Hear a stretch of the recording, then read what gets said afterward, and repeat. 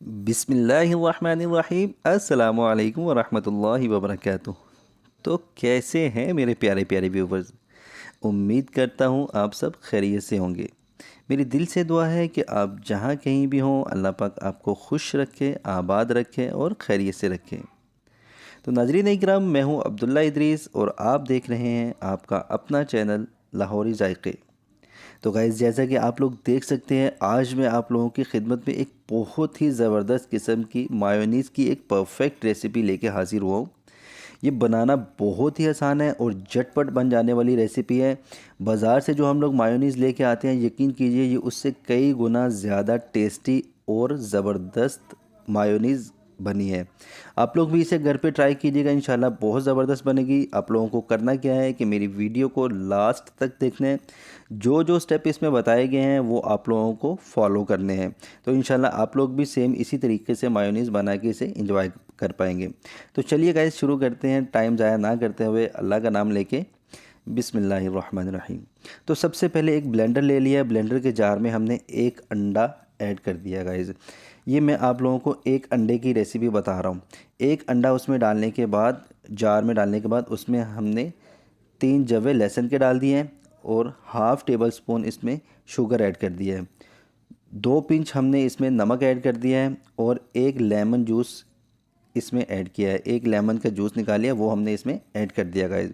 अब हम क्या करेंगे, इस जार का ढक्कन लगा के और इसे हम लोग अच्छे से ब्लेंड कर लेंगे गाइस।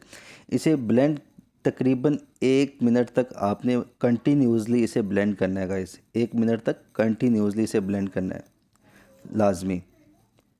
तो नाज़रीन इकराम, जब 1 मिनट तक ये ब्लेंड हो जाएगा, उसमें फिर हम बाकी के इसके जो इंग्रेडिएंट है वो ऐड करेंगे। बाकी के क्या है, सिर्फ एक कुकिंग ऑयल बचता है। कुकिंग ऑयल हम लोग इसमें हाफ़ कप यूज़ करेंगे गाइस। ये आप लोग नोट कर लीजिएगा। एक अंडे के साथ हम लोग half cup cooking oil add करेंगे और कुकिंग ऑयल भी हमने पहले फ्रीज़र में रख दिया था गाइस ठंडा होने के लिए। कुकिंग ऑयल हम लोग ठंडा यूज़ करेंगे और जो अंडा है वो हम लोग नॉर्मल टेम्परेचर का यूज़ करेंगे, रूम टेम्परेचर पे।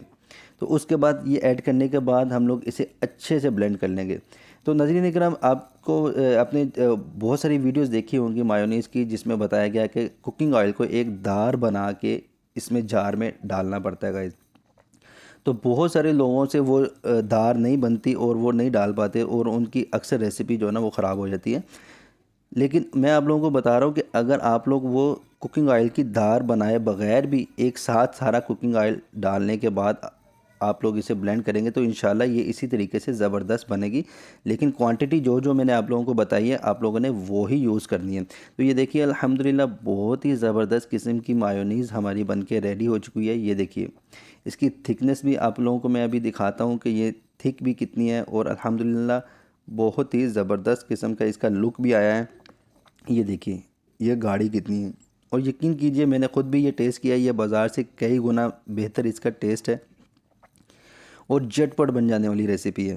आप लोग इसे घर पे लाजमी ट्राई कीजिएगा। यहाँ मैं आप लोगों के साथ हमेशा की तरह एक रिक्वेस्ट करता चलूँ कि जो लोग मेरे चैनल पे नए हैं उनसे मेरी हम्बली रिक्वेस्ट है, काइंडली वो मेरे चैनल को सब्सक्राइब किए बगैर मत जाइएगा।